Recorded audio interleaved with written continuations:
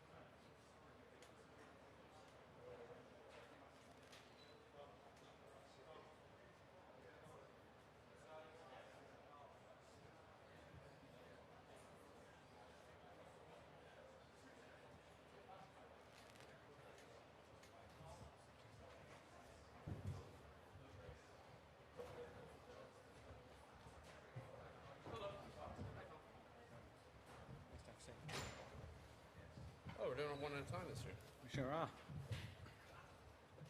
Fantastic.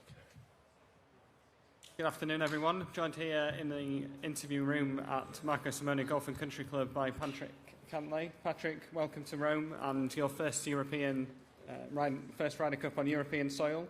You've seen the back nine. How much are you looking forward to this week now that you've seen some of the golf course? Yeah, it should be great. It seems like it's in great condition. So, guys got to learn the golf course the next few days, and then we'll get after it starting Friday. Right, we'll go straight to questions, please. We'll start with Shane, sorry. Yep. Close. Every grade school teacher I've ever had.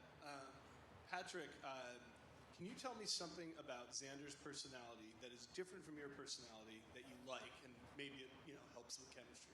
He's very positive. That's a contrast? Yes. Does it play out when you're a partner together? Does he lift you up sometimes? All day. Yeah, he's just great to be out there with. Any situation that we're in, he seems like he feels comfortable, and so I'm not worried about him or feel like I could ever do anything wrong out there. And we play a lot of golf, at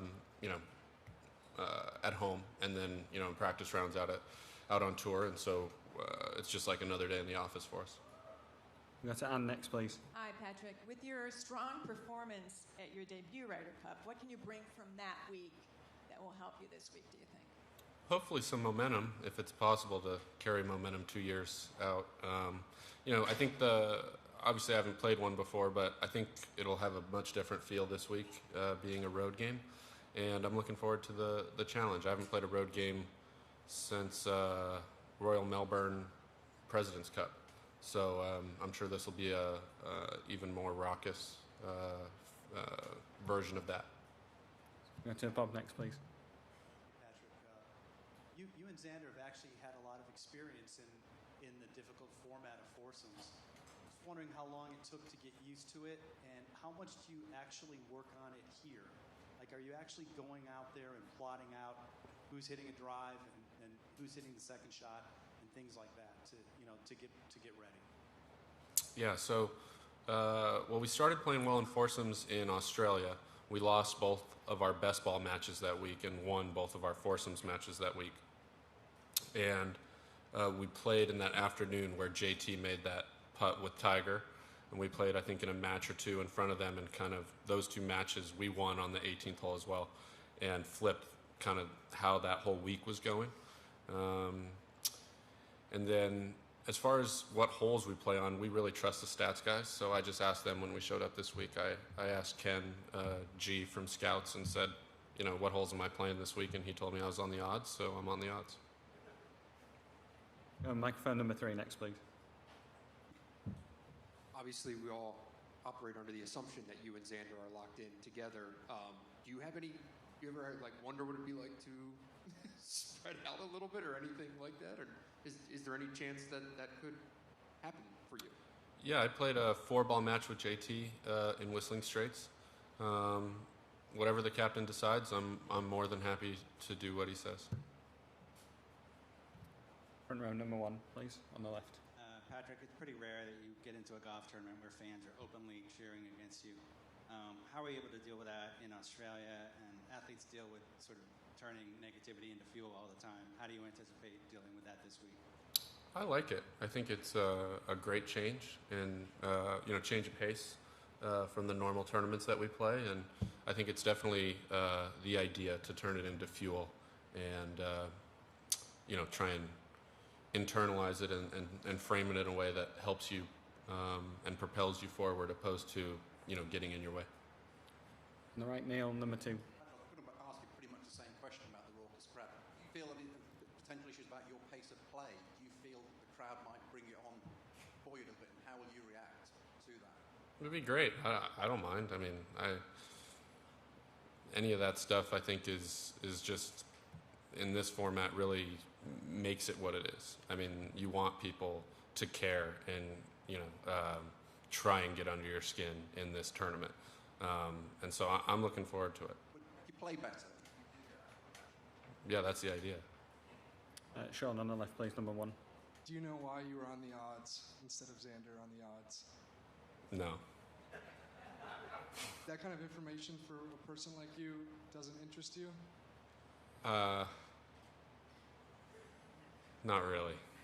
I mean, it's nice to talk to the guys about the stats guys about the model that they made and what kind of biases they put into the model or inputs they put into the model to spit out the numbers. But if they tell me I'm on the odds, I'm on the odds. Number 4, please, on the right. Hi, Patrick. Going back to your first answer about Xander being kind of the yang to your yin, him being super positive, this makes me think you're kind of a grumpy kind of guy. Is that fair enough? Did you just get that notion right now? I'm a mind reader. I'm reading something subtle here. No, are you a kind of... Most people would be grumpy around Xander. I mean, he is like Tony Robbins out there. So, I mean, he's impressively positive. But I think the nice way to say it is I'm a realist. Dylan, next, please, number 1. You said that playing with Xander can make this feel like, regular day at the office. But obviously the preparation for a team event is so different. The demands on your guys' time are different. Do you try to make it as normal as possible? Do you just accept that it's not going to be? How does that affect your prep? A little of both. I would say the team and Captain Johnson have been great about trying to make sure all the guys can go through their normal routines this week.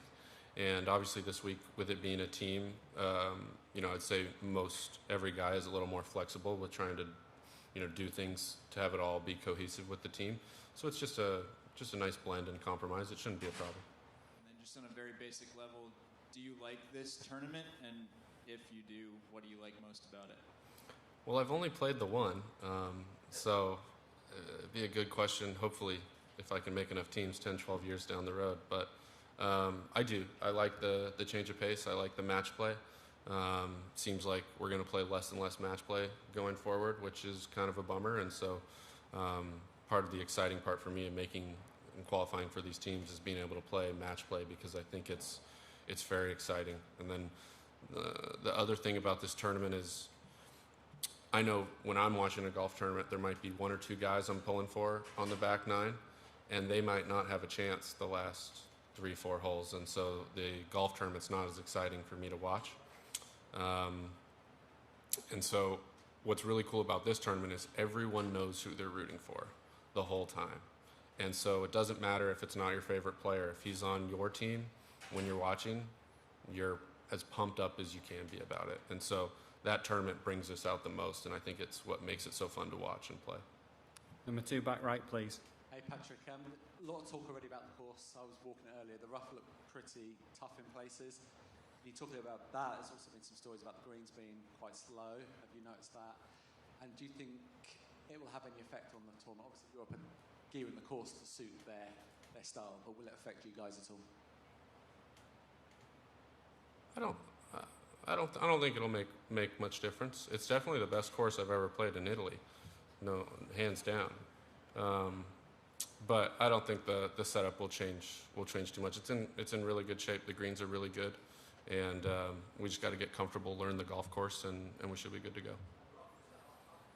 Yeah, the rough is tough. Try not to hit it in there.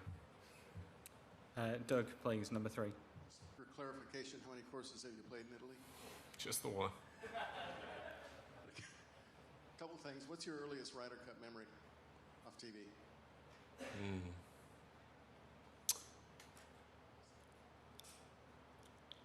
I don't know if I have one. This isn't going very well. I don't know if I have any early Ryder Cup memories. When you've got 4 players on the team, and I think pretty much all the captains who've experienced playing and losing in Europe, have they shared any experiences? Can they say anything that can help, or is it something you just have to figure out on your own? The assistant captains, as far as like they've played in a bunch. Yeah, you pick up little nuggets here and there. I've spent a lot of time with Fred Couples in the team events, and he has walked most, if not all, the matches with me, and so I like leaning on him. He's played a ton of them, and he's got great Raymond Floyd stories and great stories from all the events he played. That's Mark next, please, front row, number 1. Patrick, I have 2 unrelated. One regarding JT. Obviously, he hasn't been in great form this year, so there was some question as to whether he picked. But his Ryder Cup record is terrific. I'm curious what you see in him and what makes him so good in this arena. Yeah, he is not afraid of the moment that he's in, and he loves match play. And I mean, his record speaks for itself. He's been the best Ryder Cup player of probably the last decade. And you know, I think anytime you have a chance to have that guy on your team, you want him. Regarding the first tee jitters, what do you remember about your first go-round? Obviously, the grandstands have gotten larger and larger every year, and I wonder if it'll be a little different here for a road game for you. And what do you tell the younger guys, the first timers who haven't experienced? Yeah, it's great. I mean, it gets you amped up and ready to go, and you definitely feel awake no matter how early it is. Riyadh, number 4 next, please. Patrick, just going back to Augusta, obviously Brooks made his comments about the pace of play. Now you're in a team room together. Is there any, do you guys sit down and have a chat at any point? What's the relationship like there? Is there any kind of hangover around that kind of situation? Not for my part at all, and I think looking back at his comments, I think it was in general about it being slow. I mean, no, not a big deal at all. I mean, I'm his biggest fan this week. Brentley, please. Patrick, you talked about playing the President's Cup in Royal Melbourne, but I think everyone would agree that you learn more in defeat. So going back to Royal Aberdeen, Walker Cup 2011, is there anything you can glean from that week, even though it's been a long time, about maybe managing expectations as a favorite, or maybe anything you remember from that week? No, I'd say I like recalling the President's Cup in Melbourne, and I like recalling Whistling Straits a little more than Aberdeen. And last question on number 1, please. Patrick, what prevented you from attending the pre-event U.S. team, and how have you been preparing since Tour Champ? Yeah, I had a personal matter, conflict on the schedule, yeah, we went out last night, got here, even though we traveled and got here in the morning on the red eye. Xander and I took a cart, went and saw the front 9, and so Not too different than any other week when you haven't seen a golf course. And given that we have an extra day this week, it starts on Friday, we should be good to go. One last one, if you don't mind. What is it about this event that brings out more of a fiery side? I think just the overall feeling from everyone, playing for something bigger than yourself, playing for your country and the guys on your team, and knowing that they're all right there behind you. I mean, if that doesn't get you fired up more than a normal week, I don't know what would. I mean, it's a pretty special event. It only happens every couple years, and so I know emotions run high in this thing, and I'm no different. Great. Thank you, everyone. Patrick, thank you for your time. Have a great week. All right. Thank you.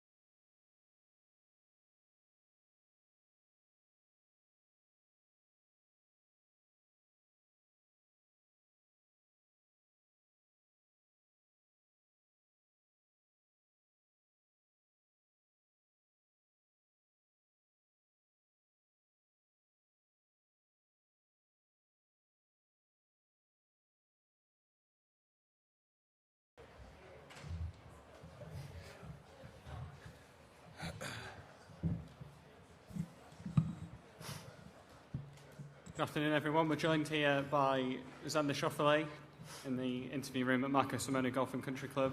Xander, it's your first Ryder Cup on European soil.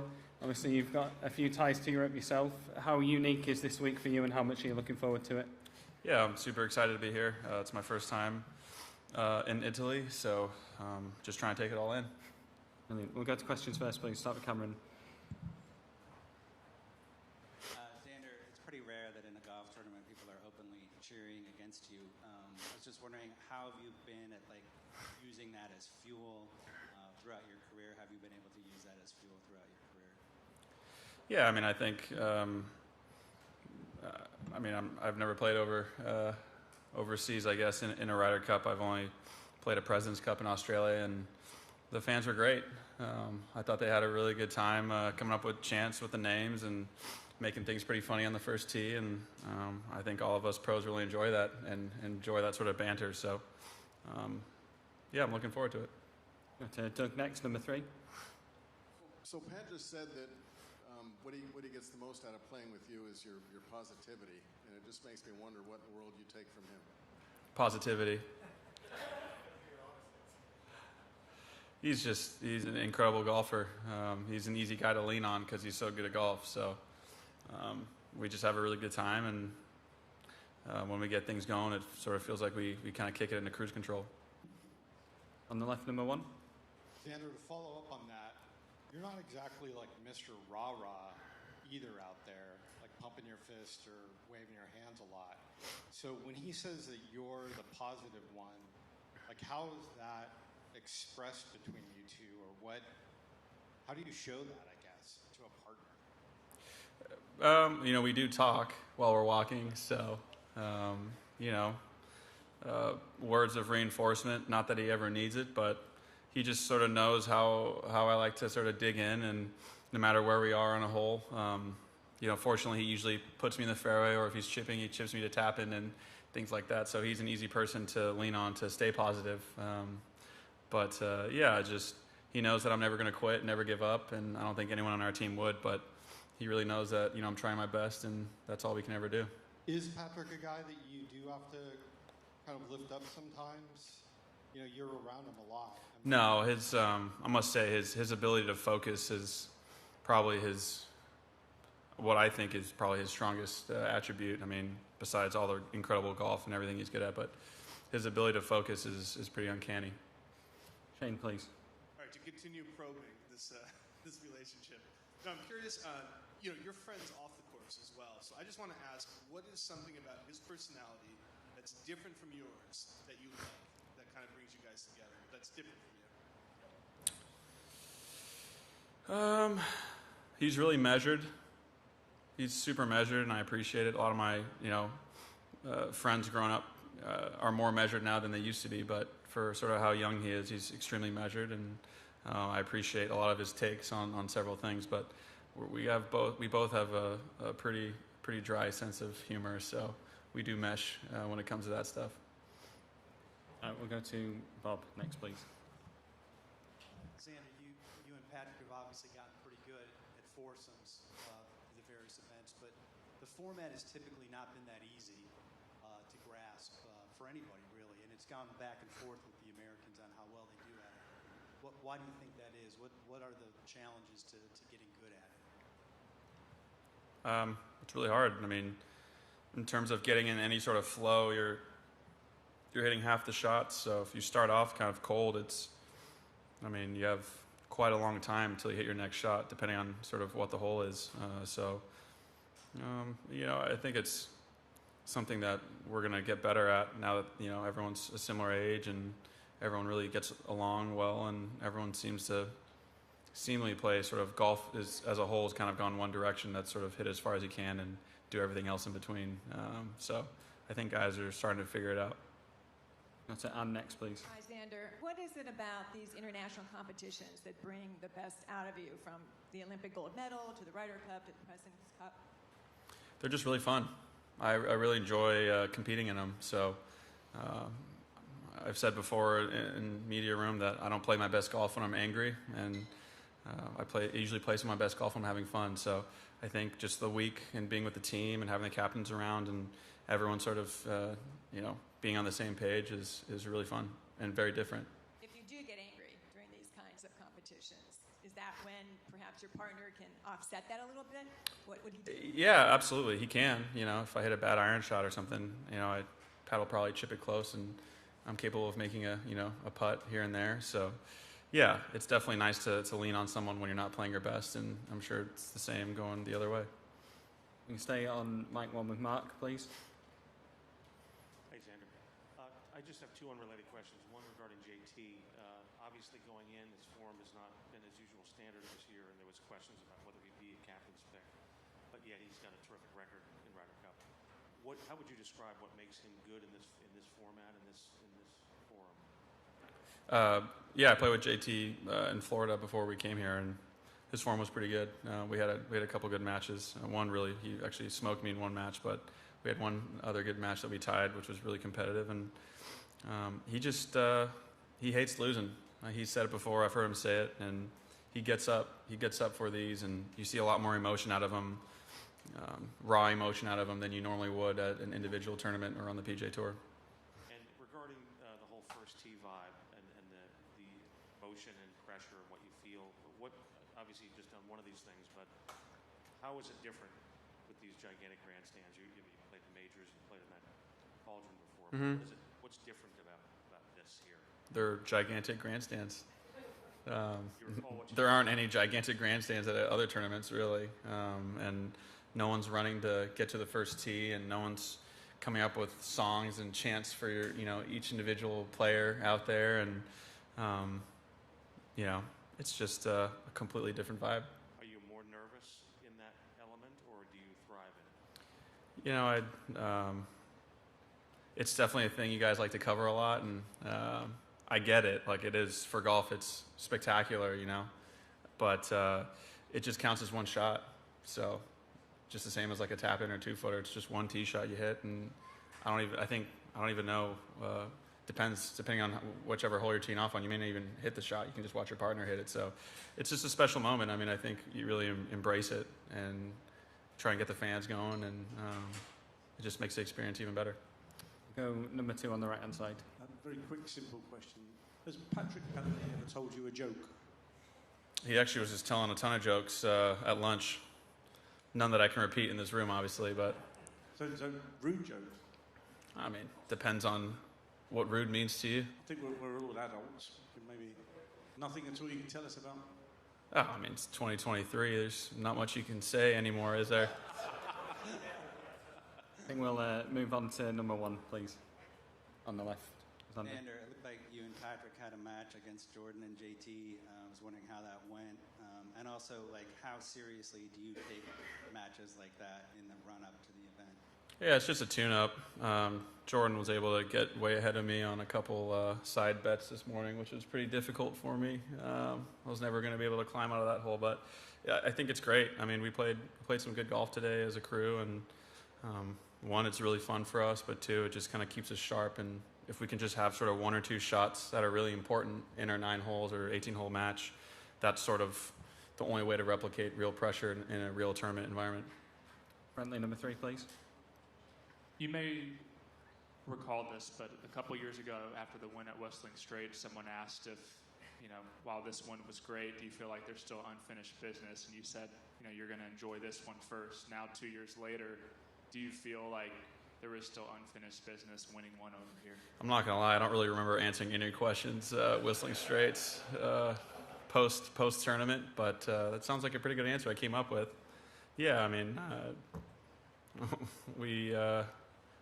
everyone knows, even our team, sort of the record we have overseas. So myself and this crew are aware of it, and we're determined to do better. Microphone number 1, please. Xander, how much did, on your recent move, how much did Patrick influence you moving to South Florida, and how has that helped you moving there? Yeah, I mean, all the guys, to be honest. Ricky, Pat, JT, those are guys I see quite often. I've seen Brooks a couple times, Dustin Johnson still, AJ, his brother. It's just golf mecca. I mean, I saw Mito, Joaquin, Carlos Ortiz. I mean, I can just go down the list of players that pop in and out of Florida, and it's just a really competitive area, and it's a really great place to play golf out of and travel out of. So it makes sense that everyone, including myself now, being a West Coaster, has moved. Dylan, mic one, please. Does this golf course remind you of anything? I can't say that it does. Does it remind you of anything? No, you played it. I haven't played it. But, yeah, it doesn't bring any other like golf course that you've played to mind necessarily? I don't think so. I'm not sure if there's a course on the PGA Tour that plays to this sort of style. I mean, the greens are really pure. There's a couple of forced sort of layups on certain holes, unless you're trying to hit driver into like a 8 to 10 yard window. But there's a few guys that may try it on our team, but I'm not sure. It doesn't really seem to be like anything I've played.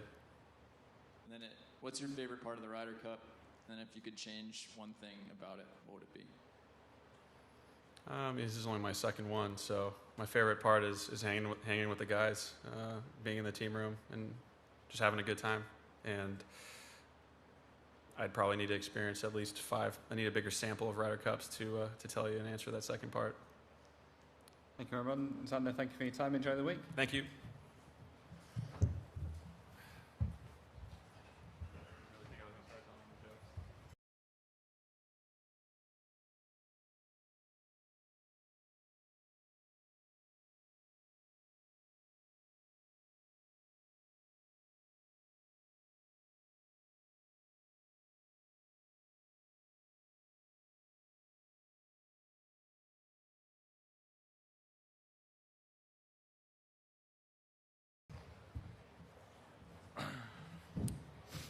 We are now joined by Jordan Spieth here in the interview area at Marco Simone Golf and Country Club. Jordan, you've seen the course. You're no stranger to playing Ryder Cups in Europe. Just how much are you looking forward to this week? Yeah, quite a bit. I think we at home we talk about the away Ryder Cups more than we talk about the home ones, like with friends or I don't know if it's because we just less logistics going on for us. It's more just you're hanging within the team. You don't have to worry about much on the outside, like who all's coming, and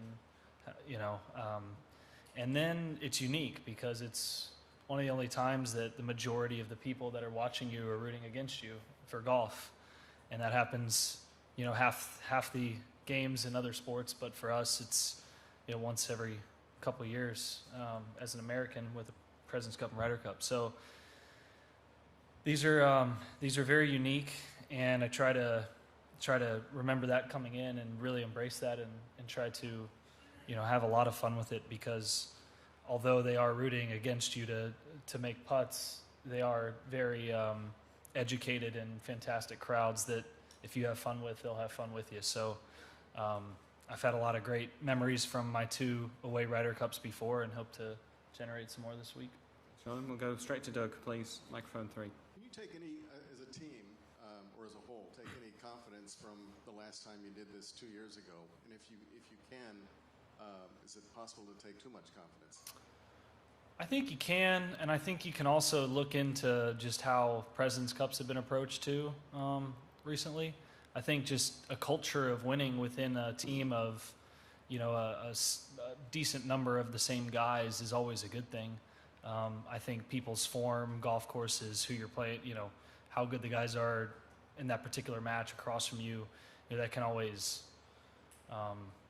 maybe throw out the sample size a little bit. But I think, no doubt, it can be something that, you try and draw on. Having said that, there's a lot of differences as well to 2 years ago. So I don't think it'll be an issue on trying to or having too much confidence off of it. I think guys are very aware of, we've been made very aware of how long it's been, and most, I would say, almost half the team wasn't born yet the last time we won over here, and I think that's been made very clear to us over the last few months, and it's not something we really care about, to be honest. Most of the guys weren't on any of those losing away teams. I was on 2 of them, but I felt like I played good golf, and all you can try and do is have a winning record, and if everyone on your team does, you dominate the other team. So in part, as a team, it can be a really nice kind of culture thing within the locker room, but individually, there's a lot of freshness to this event within our squad. Front row, please, camera number 1. Jordan, you mentioned sort of the uniqueness of the sort of negativity being directed at you in this event as opposed to a normal golf tournament. Do you just try and block that out, or you try and sort of convert that into some sort of like, I'll show you type of motivation? I don't think either, and I really didn't mean for it to sound like I said anyone's listening to negativity around it. I was almost making it a joke, like, you know, we haven't won the Ryder Cup over here, but most of the guys weren't even born yet, so that doesn't really matter to us, is I guess what I meant. No, I meant fans cheering for you to miss putts. Oh, sure, okay, gotcha. Yeah, I guess not. I meant guy. I also didn't say cheering for you to miss, but I know that's implied. I'm saying like they're rooting for the other team, and when you miss, it's a cheer for the other team winning the hole. I'm not. No one's like pointing at you and saying "aha." You know, like I'm essentially saying it's respectful. Great crowds, but they are hoping that, for the most part, Europe wins the majority of the crowd. So, having said that and cleared that up, what was your question again? Well, Brian Harman at the Open Championship, he was very open about it afterward. He said, yeah, there was a guy who he specifically called this guy out and said that guy's comment like fueled me to show him that I'm actually going to do this. You have no history of that? I mean, I'm sure I have. I've honestly, I've been called a number of things, and nothing. You just have to learn to brush it off. I mean, in those situations that Brian had, I think are unique and individualized, and I think that doesn't continue to happen. I haven't had it that specific in a non-team event. I can't say I've had experiences like that, and I can't say that it would be something that would motivate me or not. And in fact, I'd try and just throw it out of my head and just stick to what I'm doing, because I think blocking out the noise is the healthiest thing to do, but that's because I'm not a guy who necessarily, like, I played a lot of matches with Patrick Reed. When he felt insulted, he turned the notch up. When I feel insulted, I don't turn it up or down. I'm just like, okay, they're drunk. Just move on. So I also have shouted plenty of things at sporting events at people that I have no reason to do. So I also try and say pot and kettle, and recognize that it's all just sport and move on. So everyone approaches it differently, and the way I get up and get going normally is not affected by that. But some guys it is, and I could be jealous of that in certain cases. Second row here on the right. You know that we are in Italy, so our favorite sport is football. And I think the support to the European team will be more like football than the golf friendly. Do you think with this will influence the game? If I went to a game? No, the support that will be more football-like than golf. Oh, the atmosphere here? Yeah, I mean, I imagine so. I hope so. I mean, that's what this tournament's about. So it's probably the most similar to like a football match of any other golf tournament, that's for sure. And I think that we enjoy that. I mean, it's an exhibition that we prepare like it's the biggest tournament in 2 years. And part of that is, is the fact that there's a lot of uniqueness to this event, and one of them is the crowd. And I think, coming to a country, I mean, we played in France. I believe that it'll probably be a bit rowdier here in Italy than it was in France. Having said that, I think in 4 years' time in Ireland, you could argue it'd be even more so than here. And Scotland was obviously maybe more similar to how Ireland will be. To Ryan at the back, number 3, please. Jordan, you've been a part of some of these teams over the past decade. How have you seen the concept of the pods evolve from when you first started to kind of what it is now in 2023? I think maybe my first President's Cup in 2013 was a little different, and since then I haven't noticed much of a difference. It's really like you can't really have 5 or 6 different potential partners for every player. I mean, it's too much to try and figure out in a few days based on how you'd be playing. So you come up with You know, whether it's guys want to play with certain guys and won't play with others, or stats say these guys are a team and they like each other, or whatever it may be. You know, the captains and the assistants, you know, they listen to the team, then they do their own work, and then you come up with some scenarios on 1 to 2 potential partners, especially in a foursomes format. Best ball, it kind of doesn't really matter. But in a foursomes format, you know, you're trying to figure that out, and so it makes sense for it to just be groups of 4. And I believe ours will get mix and match over the next. I don't think we'll play in the same group we did today. But again, to answer your question, I can only think of one that maybe was a little bit different, and even then, they had Strick babysitting me in 2013. So my experience was pretty much, I know I'm going to be with him, and he's supposed to babysit me, so I'm just going to follow him around attached to his hip. Number 4, please, on the right. Hi, Jordan. Just a couple from me, if I may, please. Firstly, is it also fuel for the American team, this sort of 30 years of hurt, if you like, that you haven't won over here? And is there a risk that, you know, that Europe may underestimate you because they may think that you're beaten already because of this great historical trend? I think you know the answer to the second one. I don't think there's any of that. As I kind of alluded to before, not only were most of the guys not even born, the ones that were, you know, weren't even alive then, and I think to your point, that saying that means it was a long, long time ago. I mean, Ricky's played in 3 over here, I've played in 2 over here, a couple, Brooks and Justin have played in 1 over here. We weren't on all those losing teams.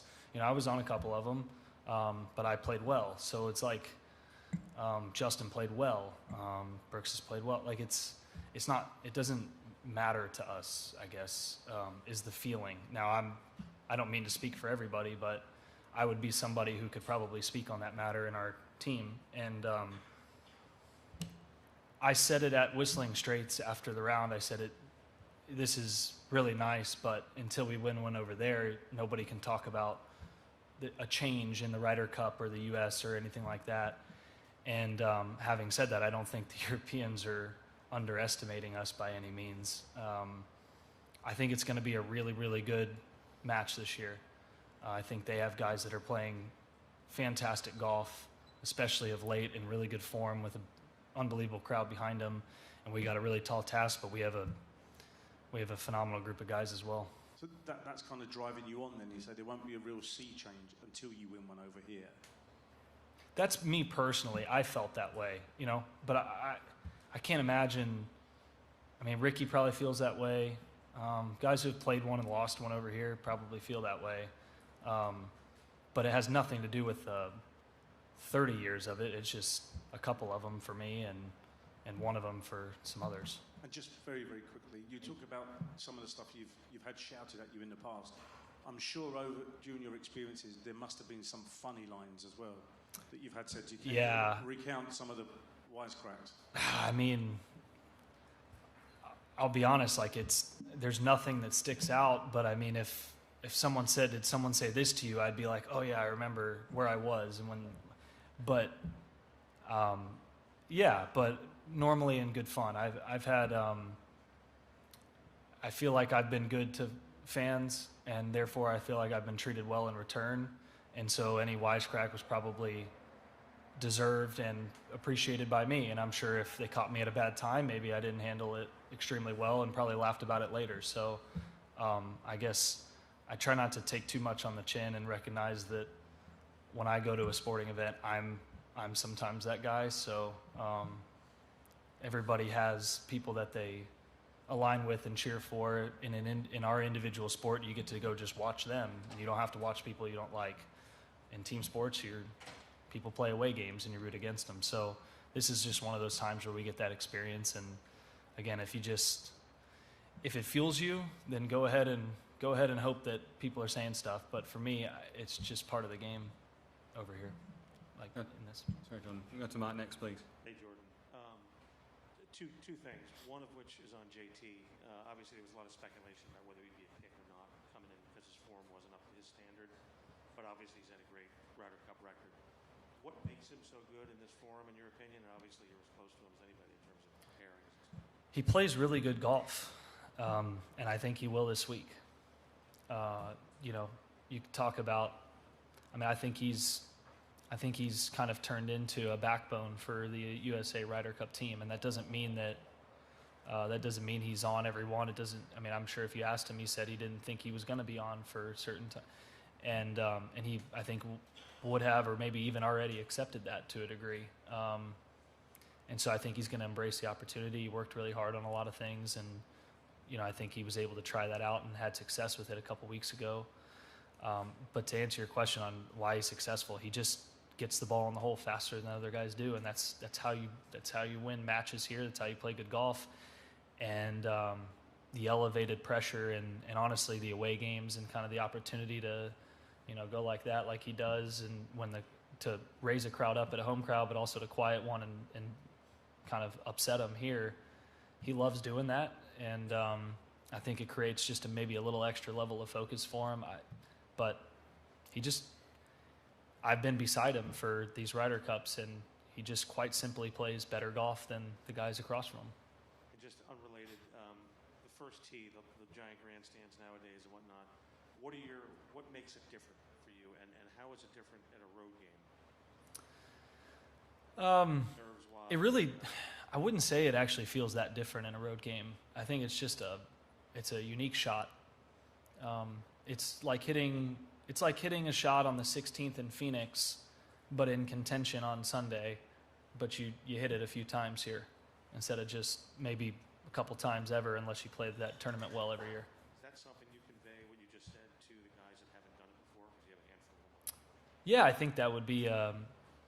Yeah, I think so. I think that's something that would help maybe what they expect, but it is just the first tee shot. So, and I think Xander just said it. It really does just mean the same as any other shot, but it's still worth embracing the spectacle that is the first tee of the Ryder Cup. And you start hearing it while you're warming up, and you know what's coming, and you can kind of have two attitudes about it, I guess. But I don't think guys on the team need me to say, "Hey, by the way, this is going to feel like this," because that's a 9-iron. This is a driver, a 3-wood, and close your eyes, swing hard, hit the fairway, and move on.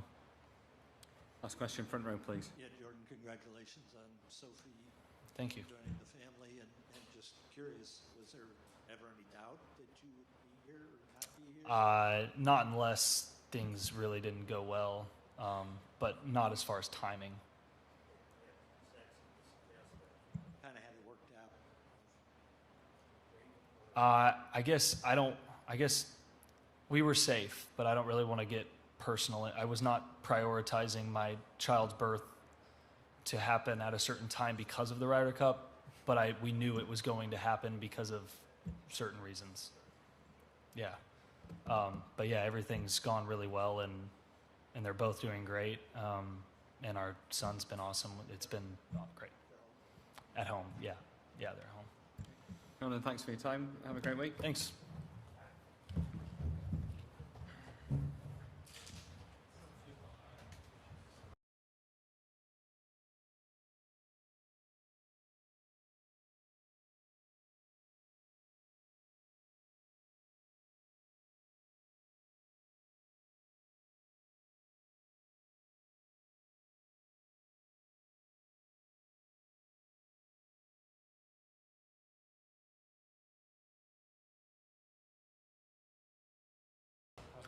Good, how are you? Sit here, please.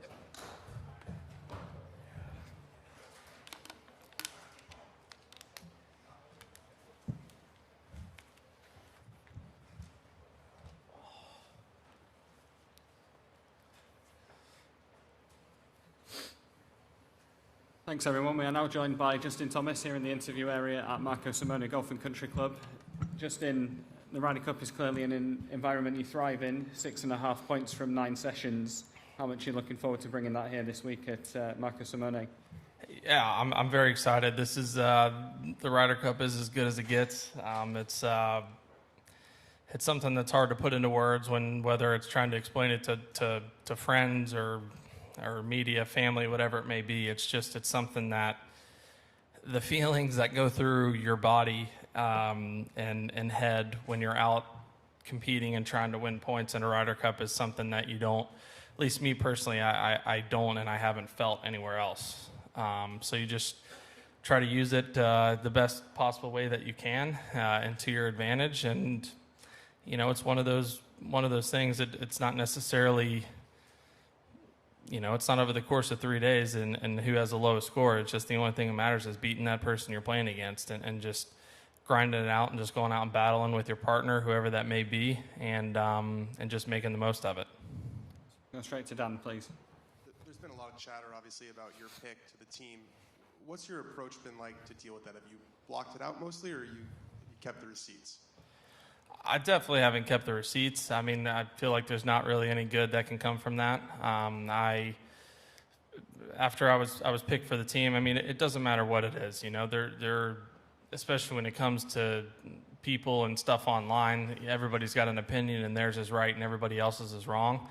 At least that's what generally seems to be. So I for that exact reason, I stayed away from social media, stayed away from stuff online because I just knew that nothing good was going to come of it. But the only thing that mattered to me was that the Zach and the vice captains and I guess at that time, other 6 guys in the team wanted me on the team. And I mean, Zach and I had discussions, whenever it was before the picks, and that was kind of what I told him is I'm like, look, obviously, I of course I want to be on the team. Yeah, I think that I can compete and I can go out there and I can do great for the team. But at the end of the day, if you guys and the guys, those 6 guys in that room don't think that I'm what's best for the team, then I don't deserve to go. So that's been my thought the whole time, and I'm very glad that they did and do have faith in me. And now that I'm here, all of us hold the same weight as the other one. We're all one, and our job just to go out there and try to win points. Coming here on the left, please. JT, it's rare that at a golf tournament that you have guys openly cheering against you. You were the lone bright spot, I think, for the U.S. in Paris, and you seem to sort of be the type of guy who relishes that and sort of converting that into fuel. Is that true? And how do you sort of take that and how do you approach that? I do enjoy it, and I think I shouldn't say the Ryder Cups because, again, I've only played one over here, but Paris was, I don't know, I thought it was very similar. It wasn't, I shouldn't say similar. It was somewhat similar to like Australia for the President's Cup, to where it's like, yeah, of course everybody there is cheering for the international team, and the Aussies were maybe a little more vocal than Europeans in Paris. But as soon as the President's Cup was over, they're the first ones to congratulate you and say well played, and they enjoyed watching you play. And that's the same type of vibes that I got in Paris. Obviously, we got our butts kicked, so that wasn't the case there. So maybe they were just being nice. But no, I mean, I think fans over here, for the majority, are very, very respectful. Obviously, they're going to cheer for the Europeans over the Americans, but they respect good golf. They want to see good golf, and they're here to watch one of the greatest sporting events in the world. And to me, it's pretty cool to be able to play in front of that, and I just try to embrace. I don't necessarily try to hold any grudges or try to point fingers of like, this guy said this, so I'm really going to show him kind of thing. It's like, look, I want to win my match bad enough. I don't need anything to make it worse kind of thing. Pump number 2, please. Hi, Justin. I realize it's probably a little bit more complicated than this, but the struggles you had this summer, would you say they're worked out? Have you fought your way through them to this point and feel good, or somewhere in the middle somewhere still? I mean, I clearly am I'm in a lot better place than I was in certain times in the summer, but I mean, it's golf. That doesn't mean that something. You never know. I mean, I had plenty of signs of great golf this summer as well. It just was I had quite a few less of them, and I had more signs of the other. But more than anything, I'm just in a good headspace, and that's, for me, that's what's most important, because I mean, I've said it in other times in the media, is like I've won golf tournaments without my best stuff, and I take a lot of pride in that, and I have taken a lot of pride in that in the past, and I did not feel like I could win golf tournaments this past year with the state that I was in mentally. Yeah, a lot of that has to do with how I was playing, and one does generally feed off of the other, but I just feel like I'm in a lot better place to where, I mean, Napa's a great example where I can just kind of get it around if I'm maybe not extremely sharp, to where then I just feel like I can keep building and keep building and keep building like I did there for, 4, 5, 6 years, and just keep trying to get better. We'll go very back left, please, number 3. Justin, when it's head-to-head like this and so much emotions involved, how do you keep from taking things personally and letting it linger the other 51 weeks of the year? I would say I just kind of channel, honestly, the things that I feel, because I don't, I think Rory's a great example. I mean, I love Rory. We get along extremely well. He's been a role model of mine. He was super nice to me when I was first starting up. It still is. We see each other a bunch, but yeah, we played each other in the Ryder Cup, and it's like, yeah, we hate each other for 18 holes, and it's again, it's nothing personal. It's not a dislike as a person. It's just, it's like, hey, my wife knows, but if Jill teed up in the Ryder Cup for the other team, like I'm gonna try to beat her pretty bad. So it's like, it's nothing personal. So for me, I know how I feel about, like, there's nothing that I personally that I dislike of any of those guys on the team. But of course, when you're playing them, you want to win the match. So I try to, I mean, I don't know, maybe some guys on the team don't like me. That's not really my business, nor is it my decision. But I look at it that way, as like, no, I'm not going to make something personal that someone does competitively against me, because, I'm essentially the same way. Neil, please, number 2. Related to that, when Zach picked you, he called you the heart and soul of the team and the emotional leader. What else? What do you feel you bring to the team more than points on the board? Do you feel you've got a bit of the Ian Poulter vibe going? That what you bring, the Ryder Cup just brings the best out of you.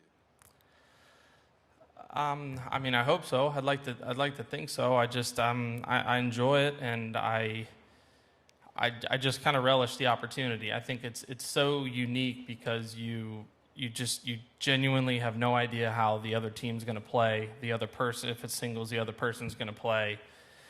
And you could go out there and, I mean, I remember Jordan, we didn't play great. We just didn't really make any putts. But we played a really solid alternate shot round of golf at Whistling Straits against Sergio and John Rahm. And, I mean, Rahm was making so many putts, and Sergio was hitting, vintage Ryder Cup Sergio was hitting great iron shots. And, like, we played really good, and we lost. We've also not played very well and won matches, and I think that's just some of the uniqueness of it, is just like it doesn't matter what happened before, it doesn't matter what happened after, it doesn't matter what's happened in the other matches. It literally just matters what's happening in the 2 guys you're playing against or the other one, and you just have to beat them.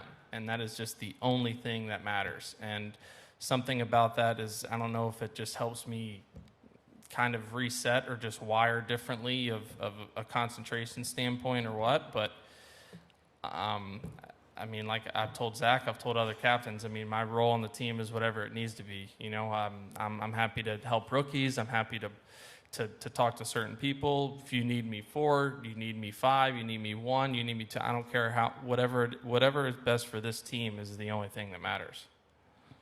Shane, number 1, please. Speaking of Jordan, what is one aspect of Jordan's personality that you would consider different from yours, but that you like, and that kind of helps you guys, your chemistry?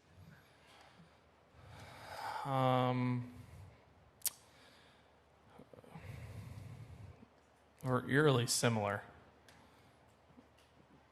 What makes us different? I mean,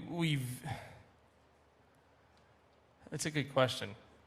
I think we view some things differently. I don't like it. I feel like, you ask us the same question. it's one of those things, hey, how do you get here? We could both tell you how to get there, but we're going to tell you how to get there different ways. So maybe that, I don't know if that could be it. It's something of, sometimes when you're out there and you're playing with your partner and maybe things aren't working out, maybe it's watching how the other one does it, and then that helps trigger something to like, oh, okay, here. Or it's, I'm not reading this putt, and it's like, oh, well, look at it from over here. This is how, we read putts differently, and it's all of a sudden, oh, okay, well, yeah, there you go. So I think we are eerily and scary similar in a lot of ways. But maybe that's, I don't know, that could be it, honestly. I'm not sure. Far end number 4. Hi, Justin. You said you're in a good headspace now. I'm just wondering what got you there to this point, and what will keep you there in the heat of battle Friday, Saturday, Sunday when things maybe aren't going well? Well, I found it's like anything. I mean, you have to work on what's going on between your ears, just like I do, my yardages with my wedges. And I mean, Julie, who I've been talking to since January-ish, has been extremely helpful for me. She'll tell you, not that anybody wouldn't, I'm very honest, but I say everything that's on my mind, and sometimes getting some stuff off just helps. But I think she's done a great job of everything that every place that I've gotten to, it's my way of getting there. It's not she's not kind of a, this is it, this is how you have to feel to get there, because what works for me may not work for you, it worked for you, and so on and so forth.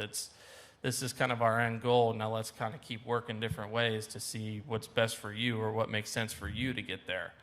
Because especially when it comes to that mental headspace, you can read 15 different things that mean the exact same thing, but they're worded differently, and it's just what works for you. And I just feel like that we've found a place that I'm able to just kind of look at things a little bit differently as they're happening, and maybe not put as much emphasis on negative things that happen, or if bad things do happen, trying to turn them into a positive kind of thing. And also, like I said earlier, playing better does help with that.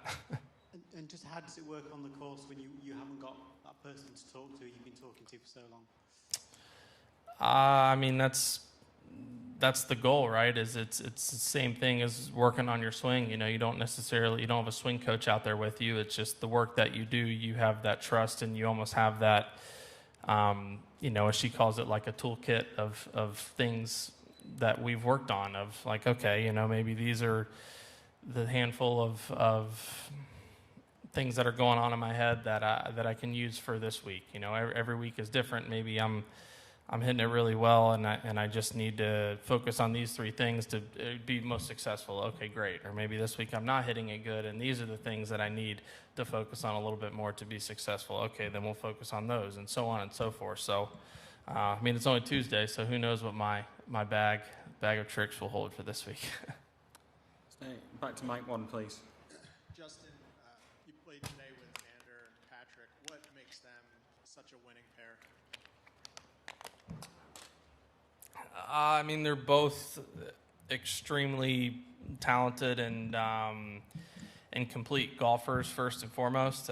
They don't really have a weakness. I was talking to Joe LaCava walking off 18, how it's been, how he's enjoyed it, and obviously, everything's been great. And I said to him, I was like, yeah, there's not really a bad course for Patrick Cantlay, is there? He's like, no. He drives it far, and he drives it really straight. He's got a good iron game. His short game is ridiculous, and he wants the big moment. That pretty much checks it all. So, and then Xander, you look at his game. He's somebody that's played so solid and played so well. It's kind of crazy how he hasn't won more. And just like Jordan and I think those two bring the best out in each other, and they also.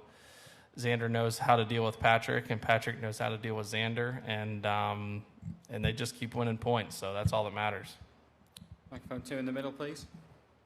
I was just curious to know, during the summer you spoke of some of the lows. What the kind of lowest ebb was for you, and did it ever get to the point where you'd almost written off coming to Rome for this? I'd fully. In terms of the second part of your question, it was probably like 3 or 4 or 5 days after Wyndham, I had just fully accepted that whatever was going to happen was going to happen. I mean, obviously, I was going to be happy or upset one way or the other, but I just had gotten to a point I couldn't, I mean, for months.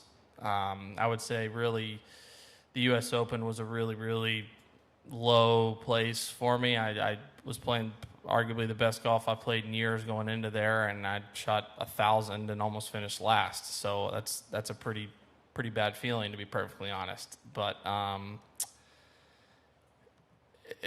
then I played well the next week, so it just was weird. But I was putting so much emphasis and so much pressure on trying to play well to make the Ryder Cup as opposed to trying to make the playoffs, which is a wild concept, but unfortunately just the way my mind was working. But I don't know what it was. I for some reason that next week after the Wyndham, when those guys were in Memphis, I was off. I just kind of like, all right, I've accepted whatever's going to happen is going to happen. You know, I wasn't losing sleep at night thinking about, you know, well, if I would have done this differently, maybe I could have done that differently, and so on and so forth. And just glad it worked out to the way it did for me to be here. That's our last question, Brentley, number 1. Justin, what was the worst part of the loss in Paris back in 2018? Is there like a singular moment that sticks out that makes you not want to experience that ever again? Or? For sure, watching the team celebrate in front of you. I mean, it's nothing in terms of like an arrogance of the other team. It's not disrespectful. It's not rude. It's just you know, the way the matches pan out and the way the timing works out. You know, come the last couple matches, everybody on the team is watching the last match or two, and by then they had won it quite a bit ago, and naturally after that last putt falls, whether it's win or lose for them, they had already won the cup. They all start celebrating together, and we're all just standing there, and yeah, it's a pretty crappy feeling, but it's definitely motivating, and I think you see that a lot in other team sports. You know, whether college basketball, you know, Super Bowl, NBA Finals, you'll hear of guys that come back out of the tunnel and they'll watch the other team celebrate because they're like, I don't want to experience this again, kind of thing. Fortunately and unfortunately for us, that's not something we go through every year like they do. But yeah, it's just when you're sitting there and you're just kind of watching them and the joy and the champagne, you know, everybody cheering, like, yeah, it's not fun to be on the other side. So I would prefer to not be again. Thanks everyone. Justin, thanks for your time. Have a great week. Thanks.